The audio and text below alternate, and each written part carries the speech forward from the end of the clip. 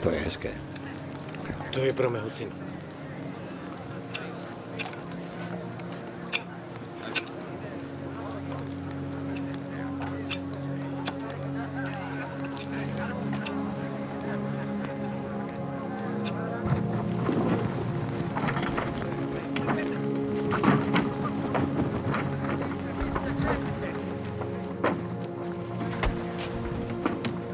Ano, Odyssee.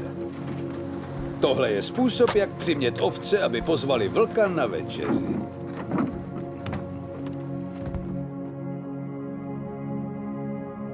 Napriek tomu, že sme s ňou neustále v kontakte, je energia absolútnej osoby pre naše nepatrné mozgy stále viac nepochopiteľná.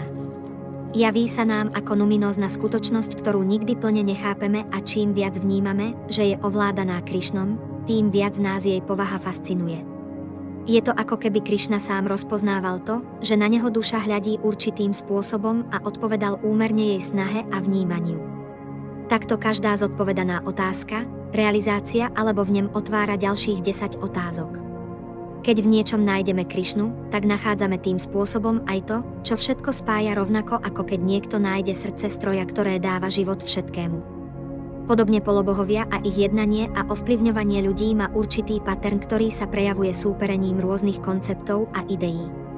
Za nimi stojí ale ešte hlbší pattern absolútnej osoby, ktorá ako lev poráža všetkých polobohov na všetkých stranách, aby ustanovila najvyššiu pravdu. There are no pacts between lions and men.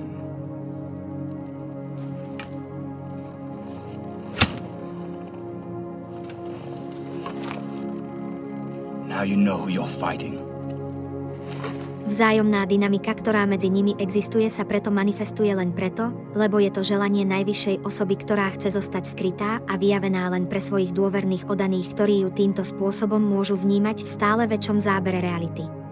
V tejto súvislosti ma napadá záver Gillesa Delouza, ktorý pozorovaním rôznych skutočností dospel k tomu, že realita funguje ako jeden univerzálny celok a preto sa jeho rôzne časti uzatvárajú do nových kompletných celkov, ktoré majú svoj vlastný metafyzický význam pre veci, ktoré vznikajú neskôr alebo spojením odlišných prostriedkov, vynálezov, slov či osôb. Takto napríklad aj vznikli rôzne nové typy strojov, aplikácií, ale aj filozofických či ekonomických systémov. Tieto spojenia naprieč spektrom rôznych energií a hodnôt tvorenými osobami tak spejú k väčším celkom, ktoré majú vlastný metafyzický odkaz. Védy popisujú, že všetky slová, zvuk aj energia tohto sveta sú v skutočnosti vyjadrením Višnua a spejú k nemu, pretože sú jeho energiou a vypovedajú o ňom. Preto rôzne koncepty, slová, jeho rozmanité energie, umenie a filozofia ochraňujú absolútnu osobu a sú dôkazom jej existencie. Ich hĺbší význam je ale viditeľnejší až pri väčších celkoch, ktoré ovplývajú zjednotením mnohých symbolov, ktoré predstavujú rôznych polobohov a filozofických konceptov, ktoré koexistujú v rámci jedného subjektu. Cieľom pre dušu tohto sveta je jednať tak, aby si ju všimla najvyššia osoba. Existencia absolútnej osoby je ale paradoxne skrytá a vo veľkej miere neprejavená. Preto len málo kto má vieru jednať dlhodobo v duchu oddanosti. Transcendentálna skutočnosť jeho všade prítomnosti býva zahalená rúškom metafyzickej reality tvorenej rôznymi polobohmi s ich rozmanitými konceptami a pohľadmi, ktoré vzájomne súperia všade okolo nás skrze to, ako manipulujeme touto hmotnou energiou prostredníctvom umenia, filozofie a všetkých ďalších prostriedkov, ktoré sú ľuďom dostupné. Polobohovia totiž potrebujú ľudí presne tak, ako ľudia potrebujú polobohov.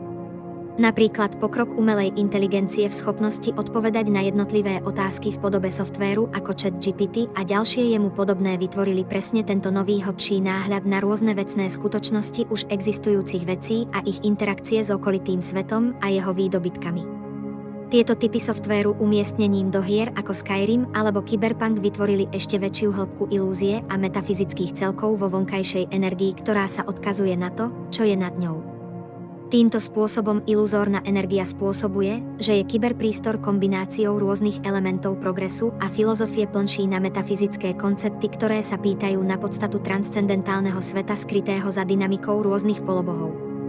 Rôzne typy duší sú tak podobne ako vtáci v rôznych výškach transcendentálnej skutočnosti, ktorá je bližšie alebo ďalej od skutočnosti najvyššej osoby, ktorá je prítomná všade a vo všetkom. Tu sa dostávame k bodu, ktorý hraničí s praktickou aplikáciou vedomia Krišnu. Tento hantologický trend smeruje k čoraz väčším celkom, ktoré sú vzájomne kombinované väčšou komplexnosťou slov, otázok a odpovedí, ktoré sa pýtajú na zmysel a povahu vecí. Z virtuálnych hier sa v mnohých smeroch tak stávajú filozofické bašty plné nových konceptov, kde je jediným limitom ľudská fantázia a predstavivosť, ktorá siaha stále do väčšej hĺbky hľadajúc to, čo presahuje tento materiálny kyberpriestor. Problém podmienenej duše je ale jej túžba byť Bohom. Konfrontovaná s vonkajšou energiou má tendenciu zabudnúť a stotožniť sa s povahou hmotnej energie natoľko, že to prekryje jej pôvodný zrak Krišna vedomia. V tomto vedomí zabúda, že sa díva na Krišnové energie a pod vplyvom kvality vášne vníma jeho nekonečnú energiu prejavenú ako rôzne osoby a súperiace koncepty, ktoré sa snažia o vlastný kredit a meno, nechápajúc, že všetky mená, podoby aj celky, ktoré vznikli a vzniknú, už sú len nepatrným prejavom jeho všemocnej energie. Krišna ako najväčší kúzelník a hrdina preto zostáva vedome skrytý všetkým a všade dovtedy, kým nenájde niekoho, kto ho má skutočne rád. Niekoho, kto je schopný vnímať, že všetko, čo sa stalo aj stane, bolo vždy pod jeho drobnohľadom, ktorý kontroluje všetko a neustále. Vedomie Krišnu preto môže začínať vo väčších celkoch a osobnostiach, no jeho hĺbka by mala pohltiť aj všetky ostatné osoby, v ktorých sme dovtedy nevnímali prítomnosť na duše.